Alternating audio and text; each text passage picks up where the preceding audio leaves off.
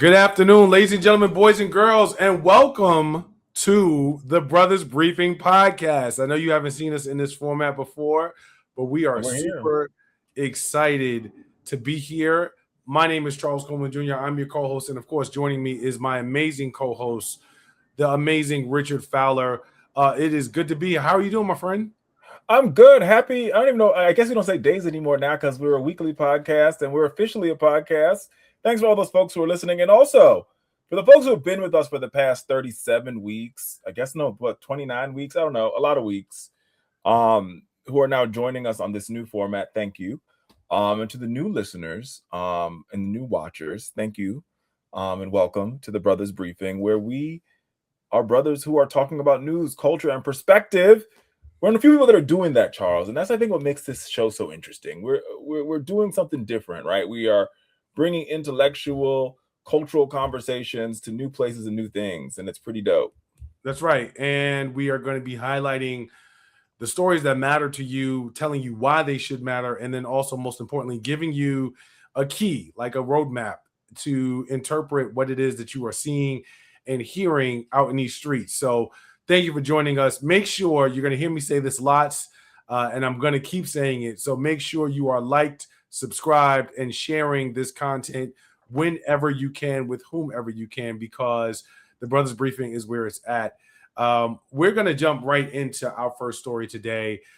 This is the post-primary report, if you will, from last night's New York primary election. Baby. New York City, baby. It was a very, very interesting set of results that Richard and I are going to be talking about, primarily because you look at New York City, Mondami is all the rave. He was someone who came in as an individual candidate and won as a Democratic Socialist. A lot of people had reservations about what he would be able to do. So far in his tenure as mayor, it's been about 6 months. He's been doing his thing, and New Yorkers seem to be pleased. So much so that he yesterday essentially made himself a bit of a kingmaker. A lot of the candidates, I believe all of the candidates who were endorsed by Mondami, ended up winning their primaries. And because New York is such a solidly blue state, they will likely end up winning in the generals. So, Richard, I have a lot to say about this, but I want to get you started before I, the native New Yorker, opine on what I took away from yesterday's results. Yeah, I think you have to go backwards before you go forwards on this story here, right? Because I think to start this particular story, you have to start by sort of having a larger discussion about Zohran Mamdani, former member of the New York legislature, runs for mayor of New York City under the Democratic Socialist label. The arguments made against Zohran for the entirety of the mayoral race, which just happened almost literally last year, 6 months ago, right, was he's a socialist. He's going to take New York backwards. All the millionaires, all the billionaires, all the rich people are going to pack up all their stuff and they're going to leave New York City. That's the argument. That's the argument that Cuomo made, who was running against him. That's the argument that a lot of folks in the Democratic establishment made against Zohran. And some of the promises that Zohran made, I think, matter here, right? He promised free grocery stores. He promised free buses. He promised free universal child care. Rent freezes, all of the things.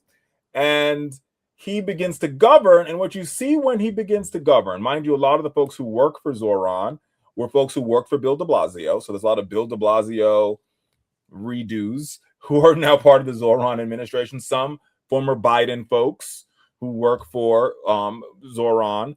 And you're watching this guy govern in a way that is not as wildly as he campaigned, right? Because we already know you govern, you campaign in poetry, you govern in prose. He moves a little bit to the center. He runs far left. He moves a little bit to the right a little bit when he governs. And people really start to like Zohran. They start to like how he's governing. They start to see him. I think where you see this show up the most, at least for me as a visual learner, somebody who believes in imagery, is during the big snowstorm, the big ice storm of New York, where you see Zohran in all 5 boroughs digging people out of their homes, People like there's a video infancy of a lady chasing him down the street, like, oh my God, it's Mayor Madani. Not just that, but also providing jobs for New Yorkers who wanted to go out and make a little bit of money shoveling snow. That's right. Which was like super simple, but gained him a lot of points, a lot of credit with a lot of folks who were like, in this economy, being able to go out, work a couple hours and make a couple $100 because I was shoveling snow was a big deal. And I think what Zoran reflects is a change in climate, right? And a change in, and this is not the first time we're seeing this. I think this is not like Zoran is Zoran, but this is not a new development or a new creation. I think we've been seeing elected officials. And when I think about Brandon Scott in Baltimore, or I think about Brandon Johnson in Chicago, these mayoral candidates that start to look a lot like their cities, right? Yeah. These mayors that start to reflect the needs of their cities and start to act like how their cities think they should act. And so then Zoran sort of takes this other step, which says, in this congressional primary, I'm going to start to make some endorsements. And I'm going to make some endorsements that many would never do. I'm going to endorse against some longtime incumbents, including the chair of the Hispanic caucus, Espaillat. And there was an open seat I'm going to endorse there. I'm not going to endorse everywhere, right? I'm not going to endorse against the minority leader, Hakeem Jeffries. I'm going to pick and choose my battles, but I'm going to make a bet on how popular I think I could be and what I could do, understanding that the voters in this moment in New York and maybe around the country, are looking for a little something different than just word salad from their elected officials. And he endorses some candidates that, I would argue are creatures of the left, but candidates that are talking that shit. Like candidates like, yo, something is wrong in this system. And you've heard me, if you watch any of our episodes before we've officially switched to a podcast, you've heard me talk about this, especially in the context of New York. And if I could rewind the clock a little bit, and I'm going to shut the hell up, at the beginning of this year, Charles, I've written about this at Forbes. I've talked about this ad nauseum. I feel like I should be wearing scrubs at this point in time in my life, right? I talked about those New York Presbyterian nurses and their 41-day strike. The nurses strike. That's right. And the fact that you didn't see a lot of the New York Democratic establishment wrap their arms around those nurses. And I said, there's trouble here for the Democratic establishment. I said it. There's trouble here for Hakeem Jeffries. There's trouble here for Chuck Schumer. There's trouble here for Dan Goldman. There's trouble here for a lot of these Democrats that acted like this strike wasn't happening in their city. And I think this is the trouble that I was talking about. People didn't feel like you were for them. They felt like you were for somebody else. And I think this election showed that. For those of you who are not watching us on YouTube, but listening to us in podcast land, you're doing yourself a disservice, because I want to tell you, my man Richard's tan is golden right now. We're going to talk about that in a minute. But my man Richard's tan is lit. Okay. It's lit right now. This tan is tanning, y'all. Richard, I have a lot to say here. I'm gonna let you speak. You're a New Yorker, but before I go off, I want you to talk to me about what you think the broader implications are for Democrats. And if you woke up and you are at the helm of the DNC, or you're Hakeem Jeffries, that would not be a likely thing. I don't know if I take that. I don't know that it would be either. But let's just play make believe for a second. You wake up, you see these results. What are you thinking? And I think the reason I'm asking is because there are a lot of ways to misinterpret the results. I think the one consistent thing, and I'm curious as to whether you would agree, is that there is a appetite among the electorate for something that is punchier, that has more bite to it than what we are seeing for the Democratic Party. And I think that can come in a variety of forms. It showed up in a solidly blue jurisdiction like New York with the election of these Democratic Socialist candidates. But that may not necessarily be something that translates so easily across the country. Nevertheless, someone like Hakeem Jeffries finds himself as in a really precarious position, because the reality is, while he would be very difficult to defeat in an election, he is not untouchable because of the demographics and the wave of resistance that people are continuing to join against the Democratic Party. So if you're the head of the DNC or the head of the Democratic Party or advising them, what's your biggest takeaway from yesterday's results? Resist the urge to follow the normal pattern here. Resist the urge to follow the normal pattern. The normal pattern is everything that is democratic, everything that has the word socialism is scary, right? And that's the argument that you hear conservatives making. They're saying, oh, democratic socialism, let's key in on the word socialism. Right. That worked for the previous generation. That worked for our parents' generation, right? Because socialism was connected with the Cold War, was connected with, the sort of Iron Curtain over Europe, was connected with this era of Fidel Castro and all of that.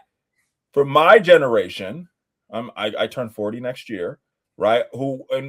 And my generation we're getting older. We were born in the post-Cold War era. This ideal of socialism and socialists carrying nuclear weapons to America, that doesn't scare us. That Red Scare is not a thing anymore for this generation. And in a world in which you're looking around you and you're seeing all the problems, and you've heard me talk about this on this show before. I am a healthy gym rat 40-year-old, and I pay $700 a month on Obamacare for healthcare. And that only deals with me being able to access the hospital. That doesn't deal with the fact, like I started talking about, that the nurses are telling you all across the country that there's a nursing shortage, the patient-to-nurse ratio is out of whack, the hospitals might not be as safe as they should be for us. So me just getting into the hospital is costing me $800 a month. And I'm not sure if the quality of care that I'm getting in the hospital is up to snuff. That goes for public schools as well, where the teachers are also saying we're not getting the investments we need. That goes for housing, where the cost of housing is too high. Everything around us is blinking red, and our politicians are telling us, well, we just want to return the clock back to 2012. That's why people are saying, well, we don't think that that's working, and that's not only happening, and they're not all falling under the same label. Because I was saying to somebody, if you listen to what Abigail Spanberger was saying, or what Mikey Sherrill was saying in New Jersey when they were talking about affordability and they were talking about the problem, them and Zoran identified the same problem. Now they have different roads to getting to the solution, but they were talking about the same problem. And the voters responded the same way to the same problem. So ignore the scare and say, well, the voters are responding this way to this problem. Maybe we need to come up with some solutions to this problem that sound like what the voters are screaming their problems are. So ignore the, oh my God, they're socialists and we need to run them out of our party. I think that's dumb. I think you need to listen to what voters are responding to. Voters want fighters. Right. Voters want people that are willing to push back against the status quo because the status quo is currently not working. So now I got to talk my shit. And this, I'm going to be so bold just to say this is likely going to be a clippable moment, because this is where you come to what I'm getting into now is what you come to the Brothers Briefing for. I'm genuinely concerned about the rise of DSA on the left and our community, the Black community's relationship with DSA. And the reason I'm concerned is a lot of people don't understand that DSA fundamentally is rooted in white progressive politics. And Malcolm warned us about this. Dr. King warned us about this. And I see it right here in my home of Brooklyn.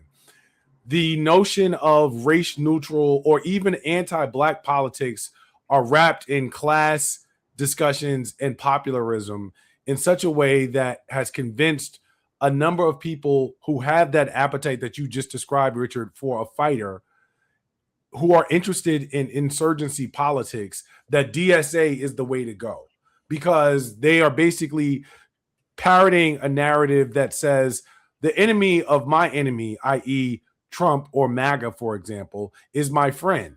That's not automatically the case, because there's a lot about these communities that DSA does not understand. In New York in particular, DSA is comprised primarily of transplants who have come into these areas and gentrified them.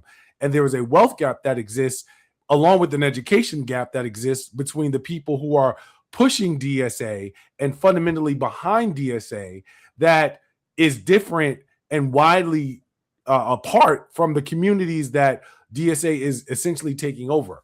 The reason I bring this up is because that appetite for insurgency politics that exists among a demographic that is, to your point, Richard, particularly a little bit younger, under 50, is something that really is seductive and attractive. But I think that if you look a little bit more closely, the politics of DSA end up being class driven, but they're sort of like white progressive leaning policies and talking points that we have sort of found attractive, primarily because we are at the point where in community, we want something that is different from the apparatus that Democrats have put forward that has become static, sterile, and basically safe. And that's something that we've seen over and over again. And younger parts of the electorate are like, this isn't working for us. Nevertheless, in our haste, and I'm not mad at DSA for galvanizing their base. I had a conversation with with brother Maurice from Working Families Party. We went to Howard together. I've known him for at least 30 years at this point. And he expressed the same sentiment. There's no knock against DSA for galvanizing their troops. But I think that in understanding the landscape, Black voters in particular in these cities that are sort of having different conversations need to be a little bit more careful in vetting how quickly they jump on the DSA bandwagon, because while I understand the interest in insurgency politics, there may be more attractive vehicles, more attractive platforms that speak to our needs, not just from a class perspective, but also considering race as well. And so as I look at the results from yesterday, I'm wondering how much of this is a moment, how much of this is sort of like a cycle of interest that may fade, and how long is it going to be before DSA ends up really splintering its relationship with the hardcore establishment Democrats, and what is that going to look like for those of us in community who still want someone to fight for us, but also are interested in progressive politics? Well, I hear that point, and like I will go back to the old saying that all Black people got is Jesus, because I hear you on that, and how I feel, and I think what the numbers tell us is that I think what Black people are struggling with in this moment is a democratic infrastructure that has, in all case and purposes, acted like we're not their base, right, and has left us for dead in some cases, right? And I think on the other side, you have a democratic socialism, or people who are talking that shit, who are gaining popularity, who haven't acknowledged that many of the reasons that these cities, DC, New Chicago, York, Baltimore, all these cities are thriving because they've been Black people in these cities that have chosen not to leave. That's right. Because if you take a place like Baltimore, you take DC, you take Detroit, you take the west and south side of Chicago, we could have abandoned those places a long time ago, but we made the choice not to leave. And as a result of that, these cities are now on a rebound because there's a strong middle class there. The middle class there are made up of people that look like you and me. And our parents and grandparents. There you go. Who made lots of and this is the part that DSA doesn't always really get right. Who made lots of sacrifices to be able to own we always say we're not a monolith. We're not a monolith. And keep in mind that in each of these cities, you do have Black home ownership. You do have an attempt to build and create and protect generational wealth through the transfer of that. And so there's some DSA talking points that really miss the mark in terms of community, because they're like, look, I realize that times are hard out here. They're hard for me as well, but I made a lot of sacrifices in order to get my little house and keep my little house that I can pass on to my kids and my grandkids. And the DSA talking points, being sort of white and progressive, aren't really necessarily speaking to that or keeping in mind how important that is to different pockets of our community. And this is the point that I've made, and I've made this to a lot of folks who live on this far left camp when they talk about taxation, especially in some of these major cities.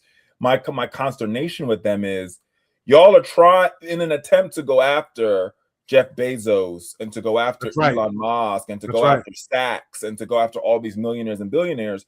What you oftentimes end up doing is you go after Mima and you go after Grandma, or you go after Grandpa, who was a truck driver, who was a handyman, who said, "Listen, I got my house, I bought my daughter a house, That's and right. we bought a little 4-unit."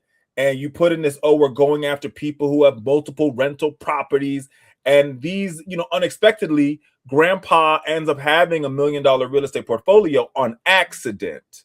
Mm-hmm. Grandpa wasn't trying to be a big real estate developer, but what Grandpa did was, when times were low, he saved up his pennies, he used his union benefits or used his veteran benefits when he finally got them, because it took him it took him decades to get them, because the GI Bill didn't work for him at first. That's he right. finally got them. He used his low interest loans. He bought a couple of properties through appreciation. He's now 1.1 million. He just crossed over, and y'all just over the mark. Y'all trying to come for him, and y'all trying to put a 10% tax on him, and that's who you're not trying to go after. That's not the guy you're going after. That's not who you're supposed to be going after. And a lot of times in many of these, that's the only reason why, of all, and some of my friends are some of these mayors I'm talking about here, of all the people who proposed the policy, who I actually appreciated when it comes to taxation, the only one I've clapped for was Zoran's, because Zoran's was so specific. He said, "I'm going after individuals who have this is their second property, and this property is worth over $5 million." And I'm like, that's a very unique person. That's very unique. Now, it could be Grandpa, but Grandpa got some money if you got a $5 million property. More likely than not, it isn't. But you're right. But when you're in a way that it's specific in a way that still allows people who have done what it is that they could to get a little bit ahead to not be penalized for trying to get ahead, because they've always been behind. But there's some of these I've read some of these policies, and some of these policies are advocating a world in which Grandma Big House, which she bought for $100,000 in 1980, which is now worth maybe $800,000, and she bought, down the block, she bought a 4-unit, and she put her grandson in one of them, and they fixed it up over time. Now she's probably at maybe 1.1 or 1.5 million, and now you're trying to go after her, and you're trying to go after what she built, and you're trying to say that's how you're going to pay for early childhood, and that's how you're going to pay for this program, and that's how you're going to pay for that program, and that's how you. And basically, what you're really doing is you're stealing from Peter to pay Paul, and you're trying to say you're not. And remember, the wealth in many of these cities that you're built, what these cities are built on, DC, Detroit, that's all Black wealth. New York is all Black folks who work city jobs, who were passed over many times, who had to strike for their wages, who have finally got a little something. And what you're trying to come after in your policies are them. And remember, I told you that I said that. That is a working class sentiment, and it's an important piece that has nuance to it that I think DSA is going to have to wrap their minds around. But they don't care about that part. The more because right now, the more people aren't seeing it, and the more that comes to light, I think that this sort of immediate romance with DSA as an alternative will sort of fade, because yes, you are doing more than what we perceive Democrats to be doing, and you're certainly fighting the fight against MAGA and the right, but is it best for me and my family? I don't know. That being said, next story we got to talk about, Richard, is the president losing his grip on the party with respect to his control of everything Iran? Yes. You want the short answer? The short answer, I'm asking because recently the Senate passed a measure that requires the president to essentially remove troops from the region, and we are starting to see more and more of Congress reining in the powers of the president, particularly as it relates to this conflict in Iran. Obviously, this comes as the president is continuing to push a narrative around a variety of peace measures or measures that are intended to wrap up the conflict in Iran. But nonetheless, there was a time just a few weeks ago when it seemed like Congress was going to be content in allowing him to do whatever it is that he wants. Why the change, Richard? And is it too little too late? I do think, look, let me just say this. The Iranians here have a high pain. Let's start here. The Iranians have a high pain threshold. And this is the mistake that Donald Trump made preemptively going in and trying to get a deal from the Iranians using military force as the way to get said deal. And we've said this all along here. Now, I know we're new. Like I said, we're new to podcast. And so if it's the first time you're hearing me, go back and go to our YouTube page, go to our Instagram page and watch old episodes where I talked about this.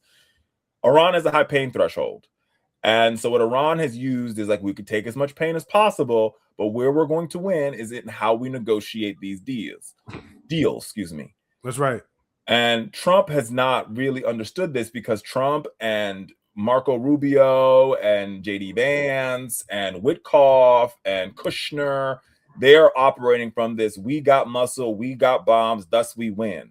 And they're playing a different game than Iran. They're playing a and by now game. You would think that they figured it out, but it still seems to elude them that they're using the metrics that Iran probably cares the least about because of that pain threshold that you spoke of. And so what this has come down to is the Iranians have been watching the clock, and the Iranians have been watching the market.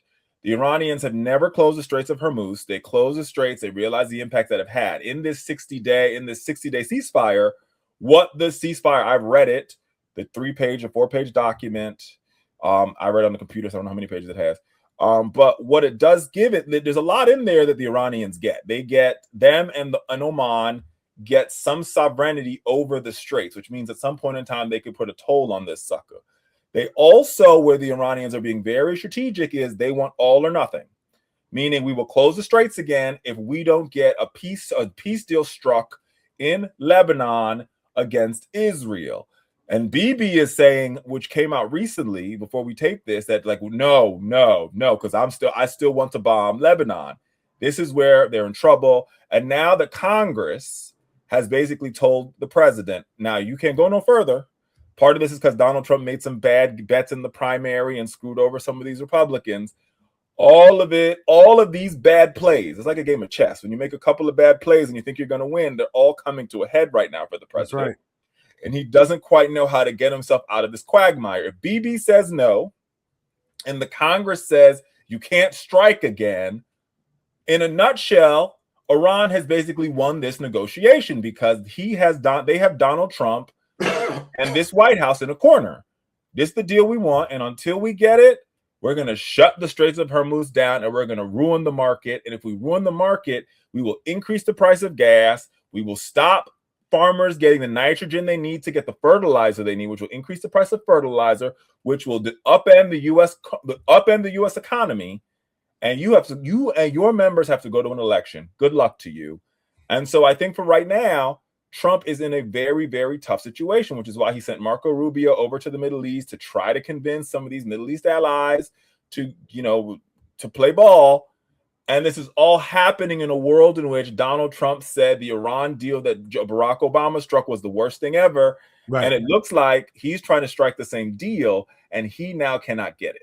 And he's not even able to get that far. And I think your points, two of the points I think that you made that are so important, just the chess analogy is really perfect, in as much as he started playing this game, if you will, with Iran. Bibi is the one who goaded him to sit down at the table and begin playing chess with Iran. He started playing this game, sort of not understanding the rules and implications long term of what could happen. And again, I want to reinforce for our listeners that the goal for Iran and those targets look very different from any of the targets, if you will, that Donald Trump has articulated in the changing narrative and the moving of the goalposts that he's had around Iran. Nevertheless, a lot of the moves that he's made up to and including some of these primary endorsements that he made have now come to a head because they've made him look weak, and they have made his party essentially lose faith in him. Now, how much of a difference it will make in the short-term, immediate sense, I don't know. I don't really know that there is a way that he salvages this entire situation to make it look or appear better than it is. But I think that for me, the bigger conversation, and I've been saying this also in the unbelievable 37 weeks is a long time. I every time I say that, I'm like, wow, that's a while. It's almost a year. Yeah, the number of weeks that we have talked about this previously, I've said that for me, I'm looking at Iran in terms of legacy. I think that this is going to be a much bigger stain on the legacy of Donald Trump than people are considering in the moment. In the moment, it's a conversation, but I think that from a geopolitical standpoint, this is going to have much larger implications, and history is not going to judge Donald Trump kindly on this point. It will be a bigger conversation. My prediction is when you talk about him in the future than it is actually now. I'm curious to see, I don't necessarily think that, and you just made the point, he can't. I don't necessarily think that he can, quote unquote, get out of this mess. I think it will always, the stench of it is going to likely remain for the duration of his tenure because there's no clean nor clear exit strategy from it. He can only hope to manage it and manage it better than he's been managing it thus far. That remains to be seen. And I think that ultimately the message that we're seeing from Congress and that we're getting from Congress is like, since you have not shown us the ability to manage this successfully, we're going to manage it for you. And we're going to take away your ability to sort of unilaterally make whatever decisions you have that have already made bad chess moves worse and contributed to a disaster. Well, let me rephrase what I said. I think he can get out of this, but there's no way for him to get out of this as clean as he would like to. For him to get out of this, he would either have to go to Congress and actually have a war declaration and go to a full-out ground war with Iran. There's no appetite for that amongst the American public. The other way for him to get out of this is for him to go to Bibi and say, you need to stop fighting with Lebanon and you need to put your weapons down. That ain't gonna happen. So then that leaves the third way. You're gonna have to let Iran sort of do what it wants to do, which is where we are right now, which is what this sort of 3-page ceasefire is. You're gonna have to let Iran have missiles and end up with a deal that may not even be as good as the deal. No, it's not. And this is the deal that the Lindsey Graham, all of his allies on Capitol Hill, Lindsey Graham, Ted Cruz, all of them, they're like, this is a terrible deal. Iran gets missiles. They get to dilute their uranium. Mind you, under the Barack Obama, I can never get this acronym right. The JPOA. Let me get this. I don't even. I know exactly where you're going, and I don't even try because of that. I just JOP. I'm going to get this acronym. I call it the Obama-Iran deal. There you go. Yeah. Under the Obama-Iran deal, the uranium was shipped out of Iran, and they were not producing any nuclear weapons or enriching any uranium until after Donald Trump pulled out the deal at the beginning of 2016. Under this 60-day agreement, now this is what opens up negotiations, that they would dilute the uranium. It would stay in Iran. And now I guess like JD Vance, like, and this is the biggest breakthrough is the inspectors would be there. And I'm like, but there were inspectors there in 2016. It's when Trump left the deal is when the inspectors went away, homie. It's just history right here. History matters here. But once again, what my point here is the only ways for him to get out is he would have to give something up. And this is what Donald Trump is not used to. He's used to sort of having these shoddy real estate deals where he gets to walk out the winner and nobody's paying attention. Because all the sides here care so much about Iran or care so much about all the sides care about their interests too much for him to, like in Venezuela, people are like, yeah, we really sort of don't care that much. So it's like, whatever. But because Iran has been such a thing for 47 years, most folks care enough about a particular thing. So the war hawks care about Iran having a nuke, care about Iran having uranium. They want to disarm Iran completely. That's not going to happen. There's people who care about the Straits of Hormuz being an open and free waterway. You've sort of given that away in this deal because you see at the end of this deal, Iran and Oman, the other bordering country, have some sovereignty and can determine what happens with the strait. That has long-term implications, which means if the Strait of Hormuz has sovereignty, what happens to the Straits of Malacca, which is Malaysia? Can they then charge a toll? Do we have sovereignty over this? How does that work? So then all the other people are like, wait a minute, can we do what Panama Canal is doing over there with can we charge a toll?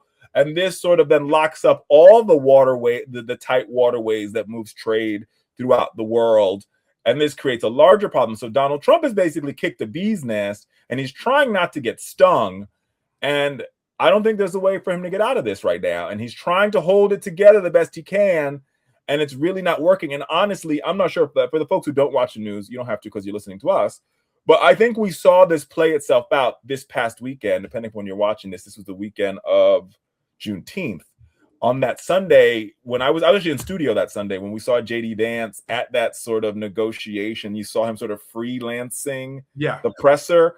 And I'm like, and I was with fellow Republicans, they'll remain nameless because I don't want to do that to them. And we were all watching JD Vance freelance this sort of vamping through negotiation. I'm like, this tells you they're in trouble because this is not how this is supposed to happen.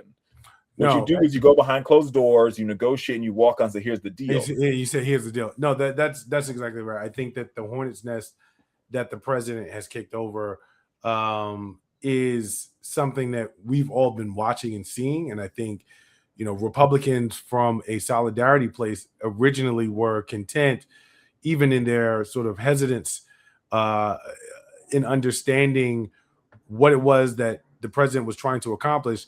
They were allowing him to do what it was that he wanted to do.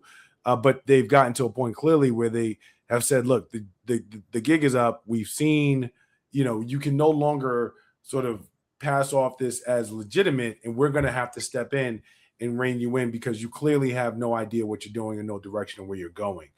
But moving on. I mean, I think this is the perfect segue, Charles, right? Because it is. What Donald Trump is good at doing is when things aren't working out for him, he's like, look, smoke over there. And this is what he's trying to do in this moment with this next story is the Congress, after months of negotiating, has passed the 21st Century Road to Housing Act, which is a bill that will basically make it easier for people to construct and build houses. The whole idea of this bill is to lower housing cost across the country, right? That's the play. And this bipartisan bill, Democrats worked on it, Republicans worked on it. It would restrict institutional investors from purchasing single-family homes, remove regulatory barriers to construction, and takes other steps to expand the availability of affordable housing. Both the Senate and the House has voted on it. It was Democrats, Republicans. It took months to get this done. Liz Warren and Republicans worked together to get this done. I like calling her Lizzie. And it's supposed to be signed by the president. But there's supposed to be a signing ceremony this week. But Donald Trump, because, like I said, where there's smoke, he got to create smoke someplace else. President Donald Trump abruptly canceled the signing ceremony on Wednesday. For the landmark housing affordability bill passed by bipartisan measures, saying he will not sign the legislation into law until lawmakers pass an electoral bill known as the SAVE Act. Now, we've talked about the SAVE Act on the show before. The SAVE Act is a measure that both Republican senators and all the Democrats have a problem with. The SAVE Act is, this bill, basically, it's a bill that would require states to submit their voter rolls. It is a bill that is very regressive when it comes to voter ID. It is a bill that would impose new limits on registering to vote, on who casts the ballot. It's pretty bad. It's a pretty bad piece of legislation. It will launch it's just, there's no way to describe it. We talked about this on the show before. I won't go into nauseum about how bad this bill is. Look, but I would point out the fact that he's doing this because of the story we just talked about. Yeah, there's no question about it.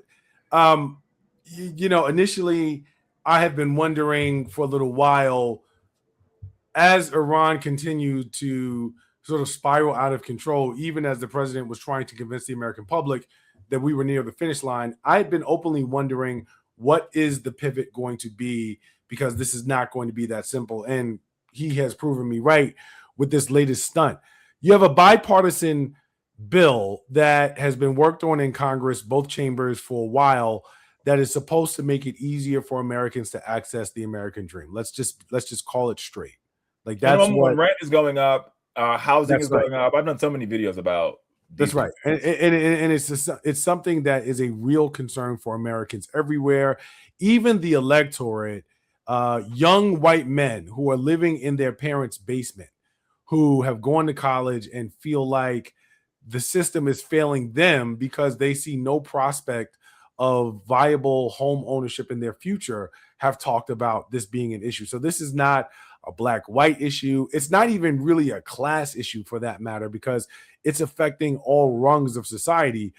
And here it is, a solution, albeit not perfect, a compromised one that's ready to go, and you're refusing it because of something that is completely unrelated to the issue at hand. And the SAVE Act is a piece of trash legislation. It's not. It is. Look, I'm going to call it what it is. It's a piece of trash legislation. It's not going to pass in its current form, and I don't know that anyone has a real appetite for amending it in such a way that would get it to pass, as well as get the president's approval for a problem that I would remind our audience does not really exist. The notion of voter fraud is a problem that has been concocted by the right to drive notions of xenophobia and a narrative that speaks against Democrats and illegal aliens voting in America. However, by the way, there's already a number of federal laws on the books that make it illegal for non-citizens to vote. And according to the Heritage Foundation, where the people who wrote Project 2025, like I think in the last election, like 18 instances of voter fraud reported.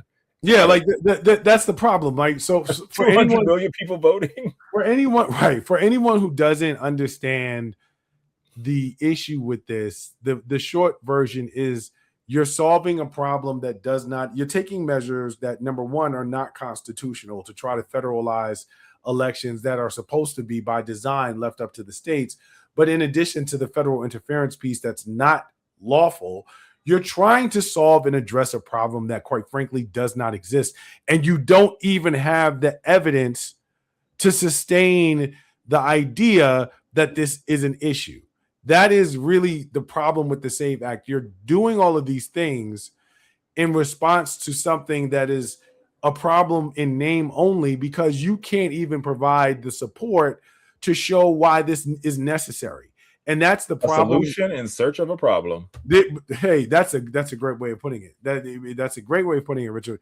Because and so that's the issue with the SAVE Act, period. But again, don't get distracted. The real issue here is we have a Congress that has been historically ineffective and unproductive, that figures out how to create a bipartisan measure around making it easier for Americans to access housing. And then the president comes in at the last minute, sort of changes course and says, cancel the ceremony, cancel the signing. I'm not signing it. Now, there's another sort of school of thought, and I'm not the conspiracy theorist here, but I can't help but to think, Richard, yes, this does strike as a political pivot if I'm thinking about it, but more than that, it does have an element of like a crotchety old man who's not sort of all in his senses, who just decides one day to be sort of ornery about something that everybody else is looking around like, why is this even an issue? Like the about face that he's done on this, yes, I do understand the political implications. And yes, I do understand that for him, it serves as a distraction from Iran. But I can't help but to get away from the idea that, like, it also strikes me as being someone who's, like, quite frankly, losing their mind. I mean, I actually agree with that, because usually he's pretty, I mean, I will say this, and people might disagree with me, and that's okay. Like, to get reelected twice, yes, he preyed on racism, and yes, he preyed on sexism, and so all of the arguments that you're going to make on that, I'll give it to you. But you also have to be pretty politically savvy to win the presidency of the United States. You cannot just like trip into it. Like that's right. How that works. That's right. Right. And so he's actually pretty politically savvy at navigating many of the arguments that you have to navigate to win this thing. And what we saw in Trump 1 was he's pretty good at learning. What we saw in the first Trump administration, he's also very good at pivoting the argument and knowing how to change the temperature, change the volume, and change the subject. And so in this moment, I really don't understand what he's trying to do here, because my play, if it were me, would be I'm going to sign this housing SAVE Act, and I'm going to go to, I don't know, a vulnerable district, and I'm going to sign this bill in front of I'm going to talk about housing and how the gas prices are going down. And while that's happening, I'm going to talk to little Marco and JD and be like, why does this happen? Y'all figure, I'm going to give you guys enough time, maybe a couple of days, to figure out an Iran out.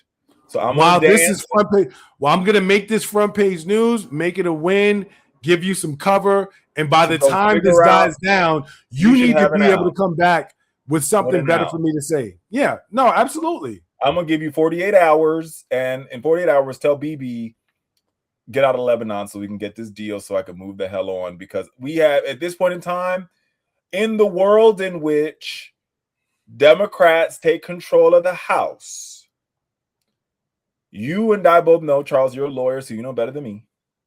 The subpoenas against these Republicans are going to be flying. Oh, they're coming. They are going to be, you know, they say if pigs can fly, they're going to be flying through the air like they're going to be. And you know where they're going. You know they're going after Pete Hegseth. Like, you know where they're going. They are going to be flying.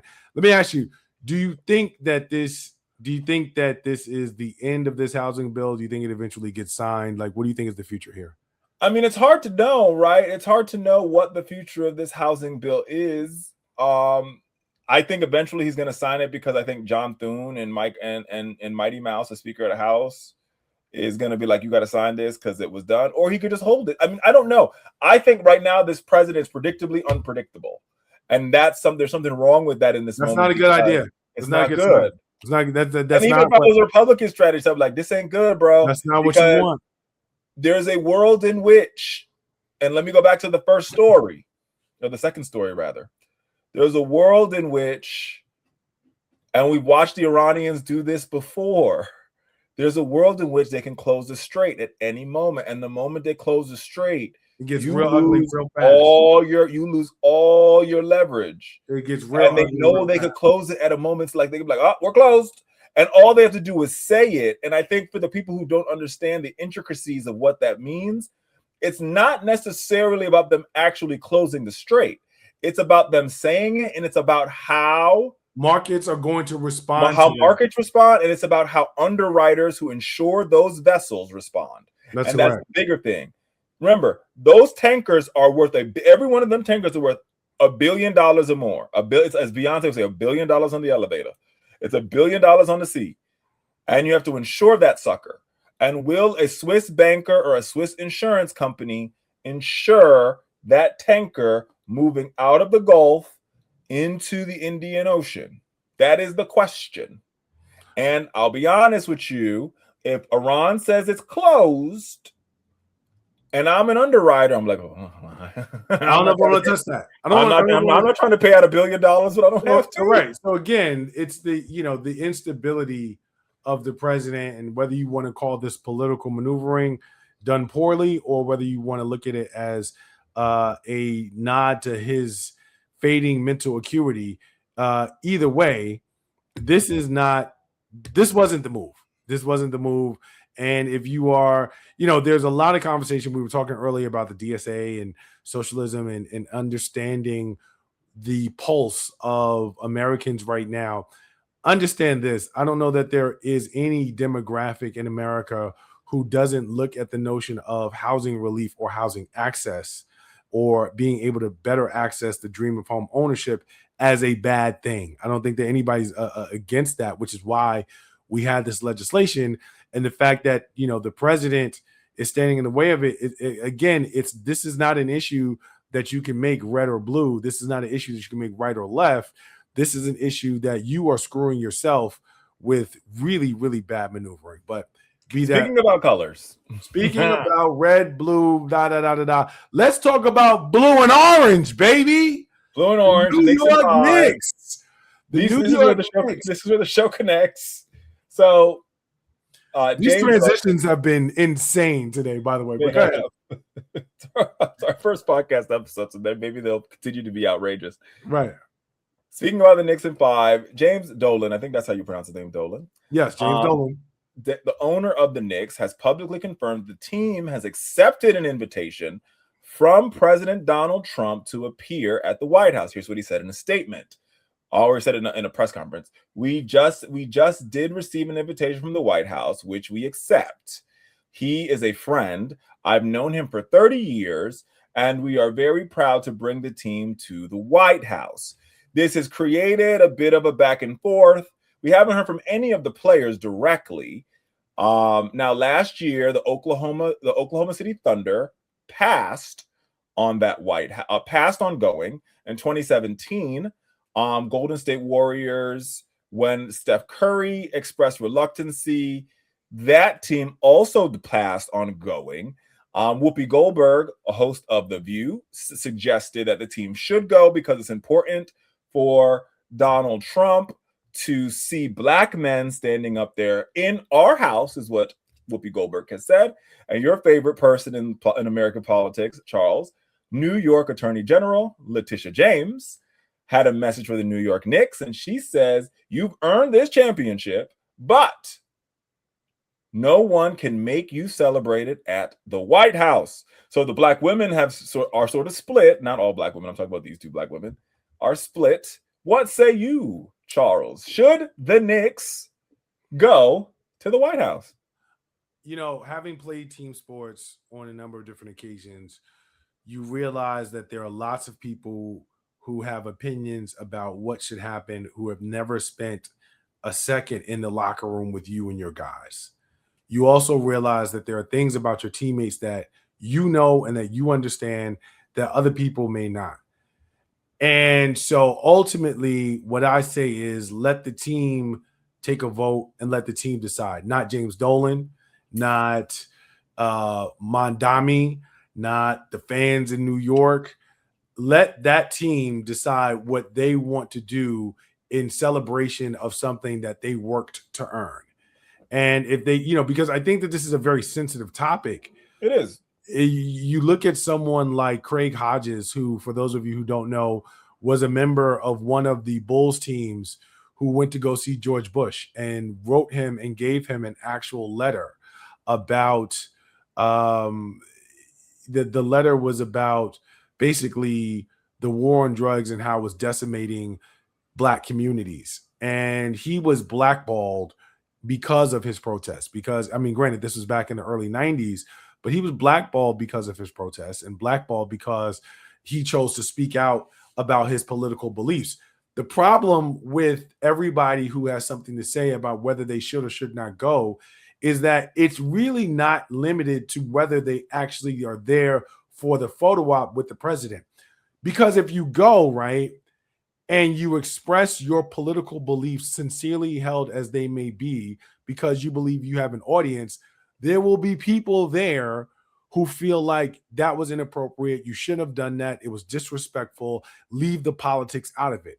And if you go and you do have sincerely held political beliefs that you don't express in the moment, there will be other people who will say you should have taken that opportunity to speak up for what it is that you believe in on behalf of others who did not have that audience. So it becomes a lose-lose because it's not just about your presence there and whether you choose to show up in honor of the invitation. It then becomes not only do you take the invitation, but what do you do once you're there? And that is something that those athletes may or may not want to participate in. So for me, I think this should be a team vote and they should be able to make the decision on their own because they are the ones that are going to have to live with the consequences of what does or does not happen if they decide to go to the White House. You know what? I walked into this story not knowing how I felt because I saw both Letitia's side and I saw Whoopi's side. I did not see James Dolan's side because I found him as to be the owner and I wasn't on the side. I don't give a damn. And I found his he's a friend, and that reminded me of like he's my white boyfriend, and this is brother's briefing, so I'm gonna say my truth.